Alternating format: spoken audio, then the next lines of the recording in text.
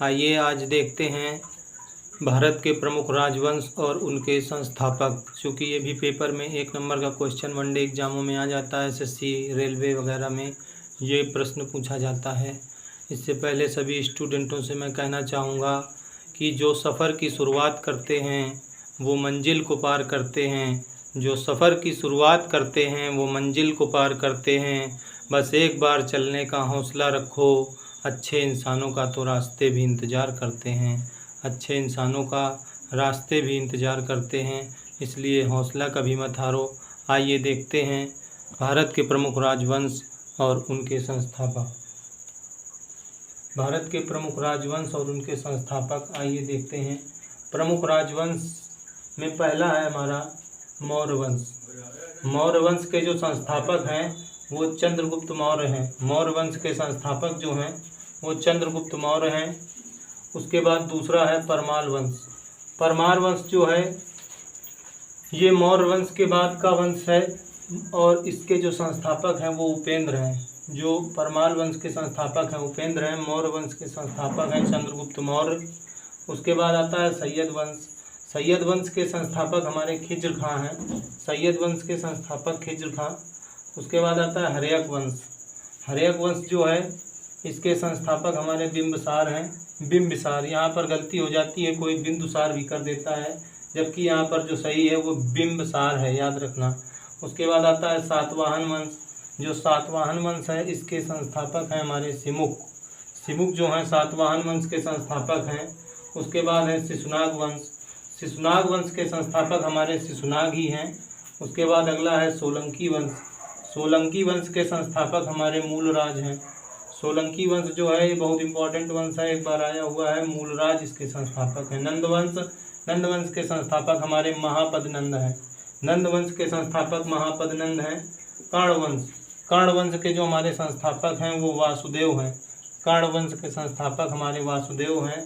फिर हुरुणवंश है। हुरुणवंश के संस्थापक हमारे तोरमाड़ हैं। तोरमाड़ जो हैं ये हुरुणवंश के संस्थापक हैं। फिर आता है राष्ट्रकूट वंश। राष्ट्रकूट वंश के संस्थापक हमारे दंतिदुर्ग हैं। दंतिदुर्ग जो हैं वो राष्ट्रकूट वंश के संस्थापक हैं। फिर आता है लोदी वंश। लोदी वंश के संस्थापक बहलोल लोदी हैं, ना कि सिकंदर लोदी। सिकंदर लोदी ने आगरा शहर बसाया था, जबकि लोदी वंश के जो संस्थापक हैं वो बहलोल लोदी हैं। उसी प्रकार आता है हमारा चोल वंश। चोल वंश के संस्थापक जो हैं हमारे विजयालय हैं। विजयालय जो हैं चोल वंश के संस्थापक हैं। उसके बाद आता है सालू वंश। सालू वंश के संस्थापक हैं हमारे नरसिंह। सालू वंश के संस्थापक हमारे नरसिंह हैं। उसके बाद आता है चालुक्य वंश। चालुक्य वंश के संस्थापक हमारे हैं तैलपा द्वितीय। चालुक्य वंश के संस्थापक हमारे तैलपा द्वितीय हैं। फिर आता है सेन वंश। सेन वंश के संस्थापक हैं हमारे सामंत सेन। सेन वंश के संस्थापक हमारे सामंत सेन हैं। फिर आता है गढ़वाल वंश। गढ़वाल वंश के संस्थापक हमारे हैं चंद्रदेव। गढ़वाल वंश के संस्थापक हैं चंद्रदेव। फिर आता है गुर्जर वंश। गुर्जर वंश के संस्थापक हैं हमारे नागभट्ट। गुर्जर वंश के संस्थापक नागभट्ट हैं। फिर आता है पांड्य वंश। पांड्य वंश के संस्थापक हैं हमारे नेडियोन। नेडियोन जो है पांड्य वंश के संस्थापक हैं। फिर आता है यादव वंश। यादव वंश के संस्थापक है हमारा भिल्लो फिफ्थ। भिल्लो फिफ्थ यादव वंश के संस्थापक हैं। फिर आता है हमारा कलचुरी वंश। कलचुरी वंश एक बार पूछा गया एसएससी में। कलचुरी वंश के संस्थापक कोकल्ल हैं। कोकल्य, कोकल्य जो हैं कलचुरी वंश के संस्थापक हैं। होयसल वंश भी आ चुका है। होयसल वंश विष्णुवर्धन है, 2020 एसएससी में आया था। उसके बाद सरकी वंश। सरकी वंश जो हैं वो मलिक सरवर हैं।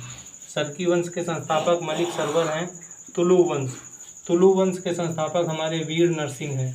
तुलु वंश के संस्थापक वीर नरसिंह हैं। और गुलाम वंश के संस्थापक हमारे कुतुबुद्दीन ऐबक हैं। ये गुलाम वंश के हमारे संस्थापक हैं कुतुबुद्दीन ऐबक। ये टोटल प्रमुख राजवंश हैं और ये उनके संस्थापक हैं। इसलिए इसका बार बार रिवीजन करने से एक क्वेश्चन हमारा 1 नंबर किसी भी एग्जाम में क्लियर हो सकता है।